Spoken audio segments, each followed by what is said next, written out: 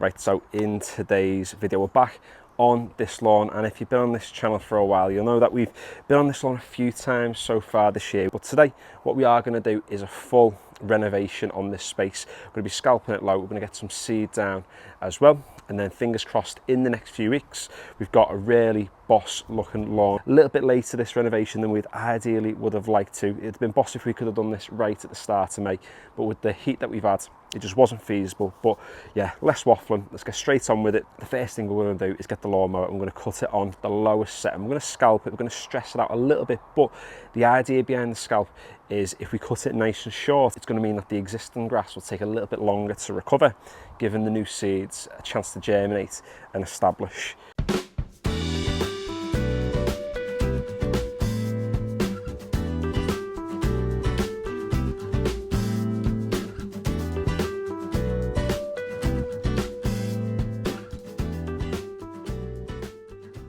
Now you can see that even when cut on the lowest setting with the lawnmower, we've got quite a good density of grass plants knocking about, and there's a few weeds here and there. We have put some weed killer on like a few weeks back, and that's kind of doing its thing now. But what we want to do is put more grass plants into this space, because what it's going to then enable the sward to do is kind of outcrowd any of the other weeds. But before we get on with the seeds, what I'm going to do is use a scarifier just to break up that top level of the soil really. Yeah, we're going to take out a little bit of thatch and we're going to damage some of the existing grass plants, but like we said before, it's going to kind of stress out the existing grass, give the new grass time and space to be able to start to grow, and it's also going to create quite a nice seed bed with little tiny channels within the soil so the seed can fall into them. It's less likely to sort of wash away than when we get the rain.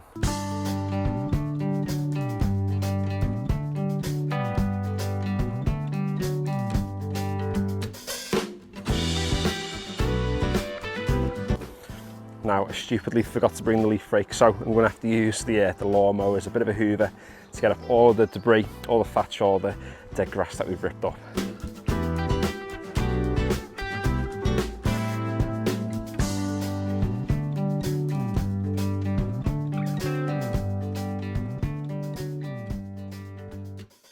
Right, so there we go. We've scarified the lawn, we've taken up as much of that thatch as we can really. There's sort of a tiny bit left, but it's going to break down, and anything organic like this is just going to end up just feeding the soil, so don't need to stress about getting every single little piece. But today we're getting on with the grass stuffs. I'm not sure what the mix is called. It says here golf greens and sort of like bowling green type grass, and that doesn't mean you're going to be getting a golf green, it doesn't mean you're going to be getting a bowling green. All it means is that it's a mix of fescue and bent grasses.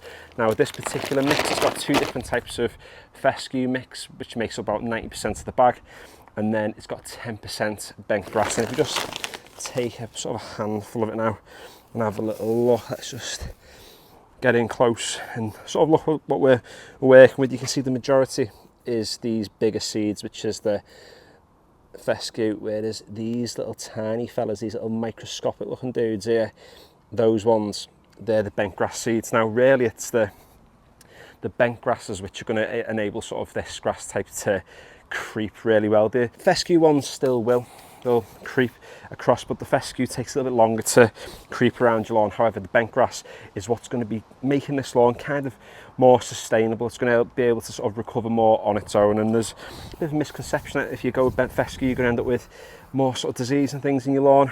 Load of nonsense. If you work on a golf course then it applies, but for a normal homeowner's garden it's not really that big of a deal. So I want to get as much down as possible, because not all of it's going to germinate. You know, the existing grass plants are going to eventually start to grow back, and they're going to outcrowd some of the new seedlings that come through. So the germination rate is going to be relatively low anytime you are doing an overseeding, but hopefully the more we put down, the more competition we give the existing weeds and stuff that are knocking about in this lawn.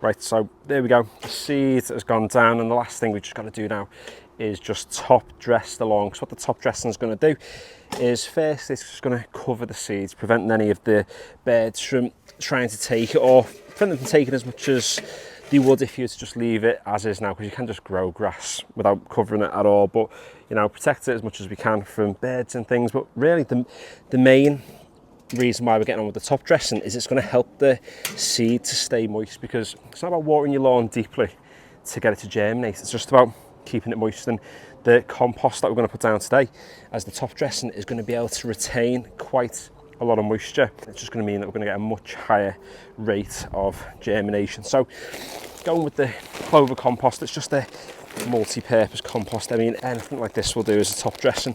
And the reason why I'm using this Artemis compost spreader today is just because it'll make sure that the bigger parts of the compost stay within the little cage, and the more friable pieces will be able to drop through.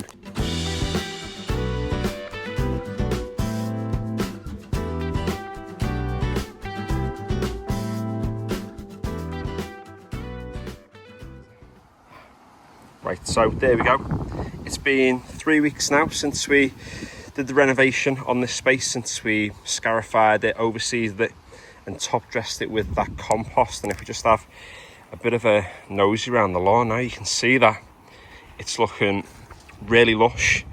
It's looking really healthy. We've got some lovely stripes on it this afternoon, and a lot of that seeds helped to fill in where we had some of the bare spots. So you can see, for example, this space here, we've got loads and loads of that new growth filling in where we had quite a bit of moss earlier this year. Those who've been on this channel for a while and seeing sort of the stages that we've kind of gone through with this lawn will know that even spots like over here where all we had was soil, you see lots of those new grass plants are starting to come through.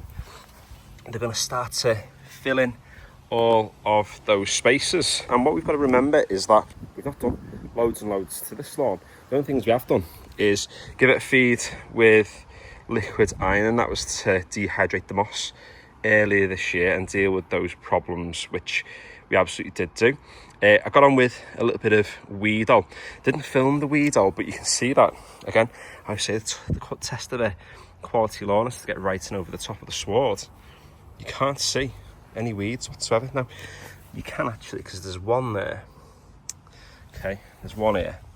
This is the odd few knocking about. For the most part, the weed-all's dealt with most of those stubborn weeds, and the ones that are left, we can deal with them just by sort of spot treating them, not having to spray the entire space. But I think this looks pretty decent. You know, it's a little bit longer than we'd ideally like it to be, but the reason why we're keeping it a bit longer at the moment is because this space isn't being watered other than by the clouds, other than by nature letting the rain sort of do its thing. So leaving the grass a little bit longer means it's got a larger store of water, nutrients, bacteria, that sort of thing, so it's able to be a little bit more resilient.